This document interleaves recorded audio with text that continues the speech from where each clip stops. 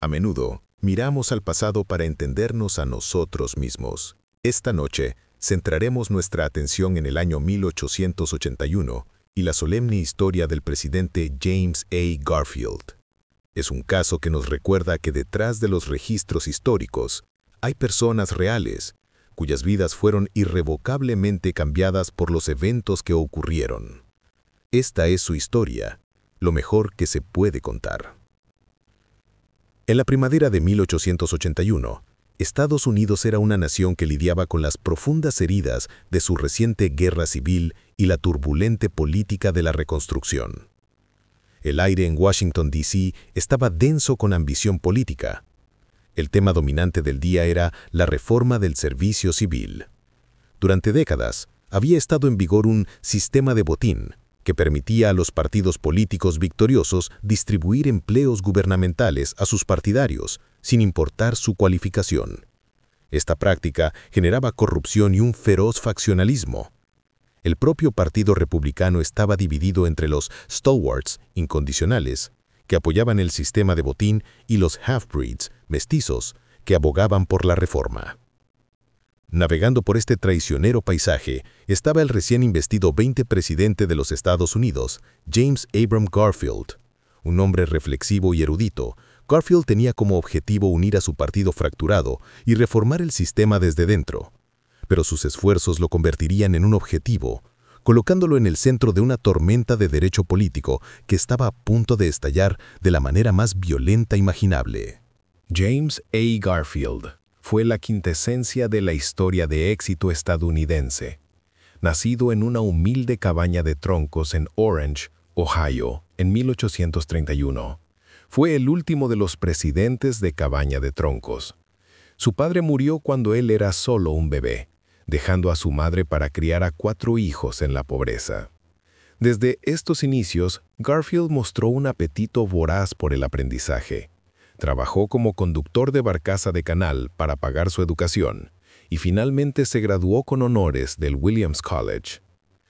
Se convirtió en profesora, presidente de universidad y predicador laico. Cuando estalló la guerra civil, respondió al llamado del deber, ascendiendo al rango de mayor general en el ejército de la Unión, distinguiéndose en las batallas de Middle Creek y Chickamauga. Su heroísmo en el campo de batalla lo impulsó a la política nacional. Fue elegido para el Congreso, donde sirvió durante 18 años, ganándose una reputación como un orador hábil y un hombre de integridad. En 1880, en una convención nacional republicana estancada, emergió como un candidato inesperado y ganó la presidencia. Era un esposo devoto para su esposa, Lucrecia, y un amoroso padre para sus 5 hijos. Entró en la Casa Blanca en marzo de 1881, no como un agitador político, sino como un reconciliador, con la esperanza de sanar las divisiones de la nación y traer una nueva era de gobierno limpio. Solo tuvo 4 meses para intentarlo. El hombre que pondría fin a las ambiciones del presidente Garfield era un caso de fracaso y delirio. Charles Julius Guiteau era un vagabundo de 40 años que había fracasado en casi todo lo que intentaba. Había sido un abogado sin éxito, un evangelista fallido de una secta religiosa utópica y un holgazán que se saltaba el pago de la renta y las facturas. Lo que a Guiteau le faltaba en habilidad lo compensaba con un inquebrantable sentido de autoimportancia. Estaba convencido de su propia genialidad y creía que estaba destinado a la grandeza.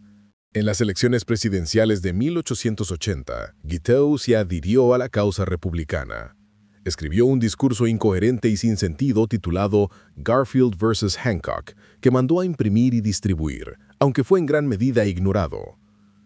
Después de la victoria de Garfield, Guiteau se consumió por una obsesión singular. Creía que su insignificante discurso había sido el factor decisivo en la elección y, por lo tanto, se le debía un prestigioso puesto gubernamental como recompensa. Se imaginaba a sí mismo como el embajador estadounidense en París. Se mudó a Washington, D.C. y comenzó a acosar implacablemente a Garfield y al secretario de Estado James Blaine, presentándose en la Casa Blanca y en las oficinas del gobierno día tras día. Fue rechazado repetidamente, desestimado como solo otro buscador de empleo en una ciudad llena de ellos. Pero en la mente retorcida de Guiteau, este rechazo era una grave injusticia. Su sentido de derecho se agrió en una rabia asesina. Llegó a creer que la muerte del presidente Garfield era una necesidad política y un mandato divino de Dios. La mañana del 2 de julio de 1881 era calurosa y húmeda en Washington, D.C. El presidente Garfield estaba de buen humor. Se preparaba para dejar la capital para unas vacaciones de verano, comenzando con un viaje a su alma mater, el Williams College, donde tenía programado dar un discurso. Llegó a la estación de ferrocarril de Baltimore en Potomac, en lo que ahora es Constitution Avenue, poco después de las 9 a.m., acompañado por dos de sus hijos, James y Harry, y su secretario de Estado, James Blaine. La estación estaba bulliciosa, pero la seguridad para el presidente era prácticamente inexistente. Era una época en la que el público tenía fácil acceso a sus líderes. Mientras Garfield caminaba por la sala de espera de damas, del brazo del secretario Blaine, una figura emergió de la multitud detrás de ellos. Era Charles Guiteau. Había estado acechando al presidente durante semanas, esperando el momento perfecto. Levantó un revólver British Bulldog, calibre 44, y disparó.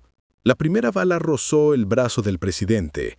Garfield gritó: «Dios mío, ¿qué es esto?».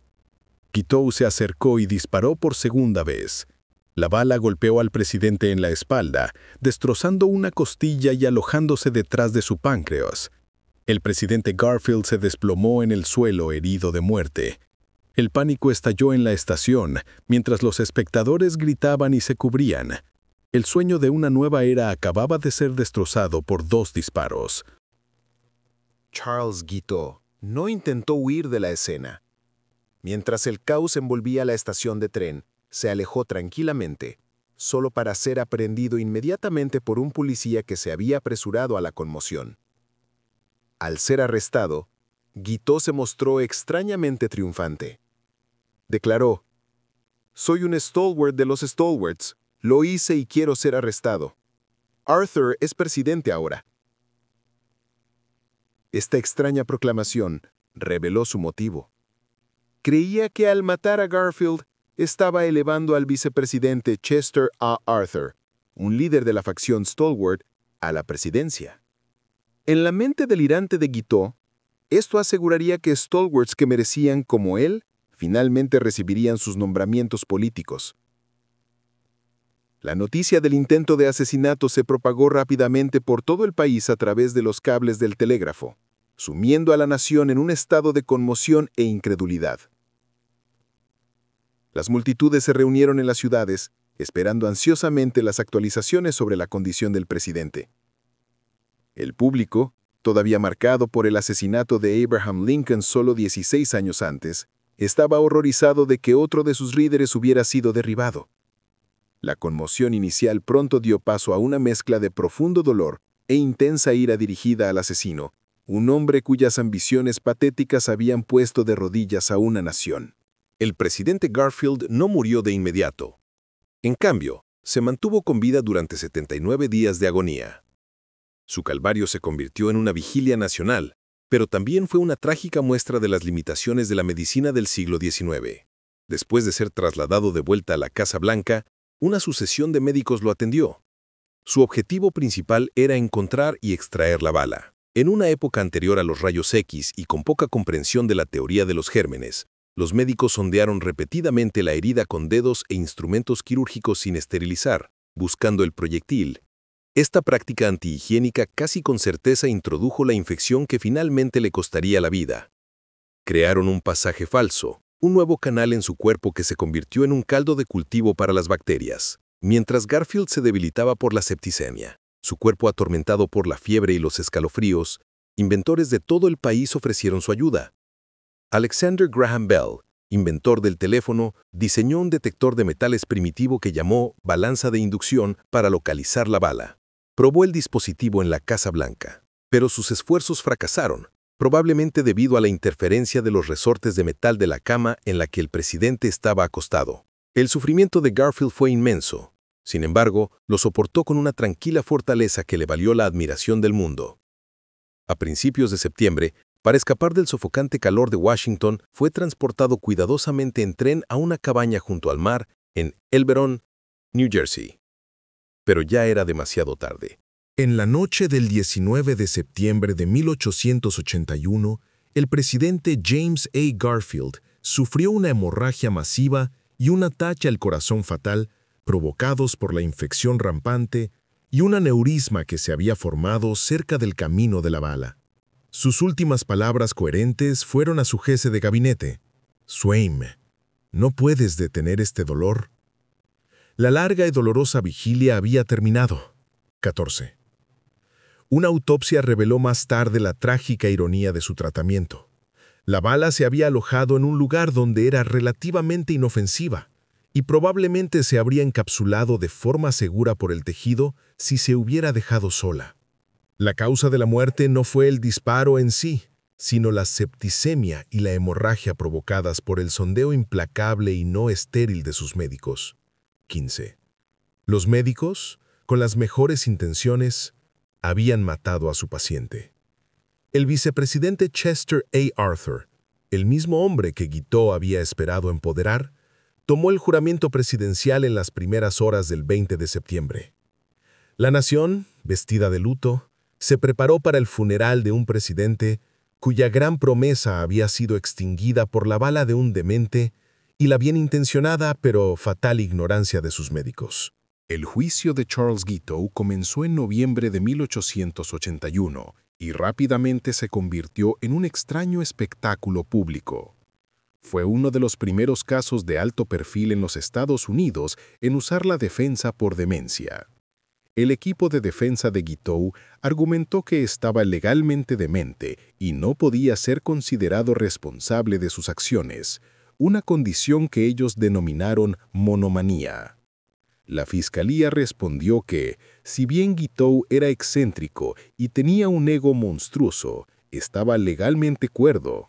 Argumentaron que había planeado cuidadosamente el asesinato, comprado el arma y acechado al presidente, demostrando que sabía distinguir el bien del mal.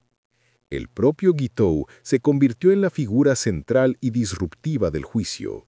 Interrumpía constantemente los procedimientos con estallidos ruidosos, pronunciaba discursos incoherentes, pasaba notas a los periodistas e insultaba al juez, a sus propios abogados y a los testigos. Incluso solicitó asesoramiento legal a los espectadores en la sala del tribunal. Cantaba canciones y recitaba poemas épicos, convirtiendo el solemne asunto en un circo. Insistió en que él no había matado al presidente, sino que los médicos lo habían hecho. Si bien esta afirmación contenía un grano de verdad con respecto a la negligencia médica, su argumento se perdió en medio de su comportamiento maníaco. El público estadounidense siguió el juicio con gran atención, y su indignación por el crimen dejó poco espacio para la simpatía. Vieron a Guiteau no como un demente, sino como un asesino malvado y calculador que merecía pagar el precio máximo. El 25 de enero de 1882, después de deliberar por solo una hora, el jurado encontró a Charles Guiteau culpable de asesinato. Al escuchar el veredicto, Guiteau desató un torrente de maldiciones contra el jurado. Fue sentenciado a muerte. Pasó sus últimos meses en la cárcel escribiendo su autobiografía y un poema épico titulado I Am Going to the Lodi, Me voy al Señor. El 30 de junio de 1882, Charles Guiteau fue llevado a la horca en Washington, D.C. Se mantuvo desafiante hasta el final, saludando a la multitud y recitando un poema que había escrito para la ocasión. Su ejecución trajo un sombrío sentido de cierre a la nación. Sin embargo, la consecuencia más profunda del asesinato de Garfield no fue la muerte de Guiteau, sino la reforma política que inspiró. El crimen dejó al descubierto la naturaleza tóxica del sistema de botín que había alimentado directamente el sentido de derecho y la rabia de Guiteau. La indignación pública fue inmensa. El nuevo presidente, Chester A. Arthur, irónicamente el mismo hombre que Guiteau pensó que defendería el viejo sistema, Estuvo a la altura de las circunstancias.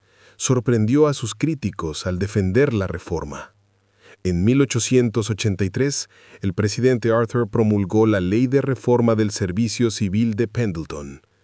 Esta legislación histórica desmanteló el sistema de botín, estableciendo que los empleos del gobierno federal se debían otorgar con base en el mérito, determinado a través de exámenes competitivos, en lugar de la afiliación política. Fue un paso monumental hacia un gobierno más profesional y menos corrupto. Un legado forjado a partir de una tragedia nacional. El asesinato de James A. Garfield es una profunda tragedia en la historia de Estados Unidos. Acortó la vida de un hombre de inmenso intelecto e integridad cuya presidencia duró apenas 6 meses y medio. Nos quedamos preguntándonos qué podría haber logrado. Sin embargo, hubo reformas que dieron forma al gobierno estadounidense moderno. El caso también marcó un punto de inflexión doloroso para la profesión médica. La agonizante muerte del presidente destacó las consecuencias mortales de las prácticas quirúrgicas antihigiénicas y estimuló una mayor aceptación de las teorías antisépticas de Joseph Lister en los Estados Unidos. La historia de James Garfield es un solemne recordatorio de cómo el acto de un individuo perturbado puede alterar el curso de una nación, y cómo incluso en los momentos más oscuros se pueden aprender lecciones que allanan el camino para un futuro mejor. Gracias por pasar este tiempo con nosotros. Reflexionar sobre estos eventos pasados es una forma de recordar a los individuos involucrados y el impacto que sus historias tuvieron en sus comunidades. Si tienen alguna opinión sobre el caso de hoy, los invitamos a compartirla respetuosamente en los comentarios a continuación. Esperamos que nos acompañen de nuevo en nuestro próximo caso de crimen verdadero.